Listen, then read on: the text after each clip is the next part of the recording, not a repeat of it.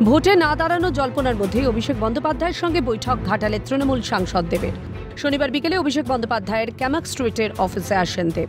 সেখানে প্রায় 50 মিনিট দুজনের মধ্যে আলোচনা হয়েছে বলেই খবর। তারপরে ক্যামাক স্ট্রিটের ওই অফিস থেকে বেরিয়ে তিনি সোজা চলে যান কালীঘাটে, মুখ্যমন্ত্রী মমতা বন্দ্যোপাধ্যায়ের বাড়িতে। এই বৈঠক ঘিরে প্রশ্ন উঠছে, দেবের মানভঞ্জনেই কি এই বৈঠক? সম্প্রতি একটি অডিও বার্তাকে ঘিরে বিতর্ক দানা বেঁধেছিল। দেবের বিরুদ্ধে কাটমানি নেওয়ার অভিযোগ উঠেছিল সেই ভাইরাল হওয়া অডিও বার্তায়। তারপরে রাজনীতি থেকে সরে আসার ইচ্ছা প্রকাশ করতে দেখা যায় দেবকে। গুঞ্জন ছড়িয়ে পড়ে তাঁর দলবদল নিয়ে। যদিও সমস্ত জল্পনার ইতি টেনে এদিনের বৈঠক সদর্থক হয়েছে বলেই দাবি তৃণমূল শিবিরের। সূত্রের খবর, 50 মিনিটের বৈঠকে দলের বেশ কিছু সমস্যা এদিন আলোচনা করেছেন দেব। সেই আলোচনা চলাকালীন অভিষেক বন্দ্যোপাধ্যায়কে দেব জানিয়েছেন নির্বাচনে লড়াই করতে রাজি তিনি। দল যেখানে বলবে সেখানেই প্রার্থী হবেন বলেও দেব জানিয়েছেন বলে সূত্রের খবর। বৈঠক শেষে হাসি মুখেই অভিষেক বন্দ্যোপাধ্যায় দপ্তর ছাড়েন দেব। মেদিনীপুর জেলা রাজনীতিতে কান পাতলে দেবের জন্য জেলার বেশ কিছু নেতার কোন্দল শোনা যায়।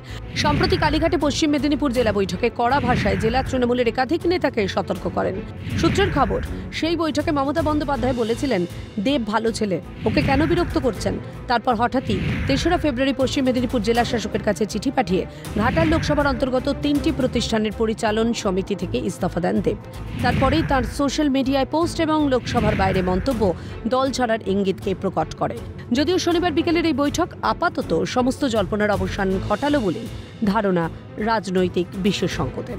আমি আজকে একটাই কথা বলবো, যেটা আমি লাস্ট যখন এয়ারপোর্ট থেকে বেরিয়ে বলেছিলাম, কি আমি চাইলেও যে আমি বেরিয়ে যাব বা আমি দাঁড়াবো না সেটা হবে না। দিদির মতামত খুব ইম্পর্টেন্ট। আজকের জন্য একটা লাইনই বলতে পারবো বা বলতে চাই, কে যা বুঝতে পারছি, যা দেখতে পাচ্ছি, আমি রাজনীতি ছাড়লেও আমার মনে হয় রাজনীতি আমাকে ছাড়বে না। যদিও বৈঠককে গুরুত্ব দিতে নারাজ গেরুয়া শিবির। মোদীকে দেখেই মানুষ ভোট দেবেন আশাবাদী বিরোধী দলনেতা শুভেন্দু অধিকারী। কাঁচকলা হবে, ঘাটালে আমরা 2 লাখ ভোটে জিতবো। সব মোদির বাইরে, মোদিজির বাইরে কেউ ভোট দেবে না। কেউ পাগল নয় দেশটাকে ইউক্রেন আফগানিস্তান করে দেবে। সংসদের আলোচনার মধ্যে দিয়ে কি সন্দেশখালীতে শেখ শাহজাহান ধরা পড়বে?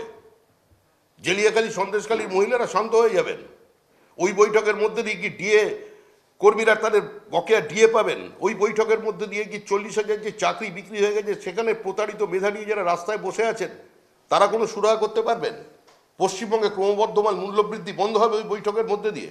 তৃণমূল কংগ্রেস কে কার সঙ্গে কোথায় প্রেমালাপ করছেন, কে গাছের ফাঁকে কার সঙ্গে কথা বলছেন, কে কোন অফিসে আস্তে আস্তে কথা বলছেন কানে কানে, এ নিয়ে মানুষের কোনো আগ্রহ নেই। মানুষ তৃণমূলকে প্রত্যাখ্যান করেছে, গ্রহণ করেছিল, পরীক্ষা করেছে এবং প্রত্যাখ্যানের সময়, বিসর্জনের সময় বাবুঘাটে ফিরাদ হাকিম ব্যবস্থা রেখেছে, ওখানেই হবে। ক্যামেরায় কিশোর মুখোপাধ্যায়, প্রসন্ন নস্করের সঙ্গে রাজা সাহা, অদ্রিজা ঘোষের রিপোর্ট, ক্যালকাটা নিউজ।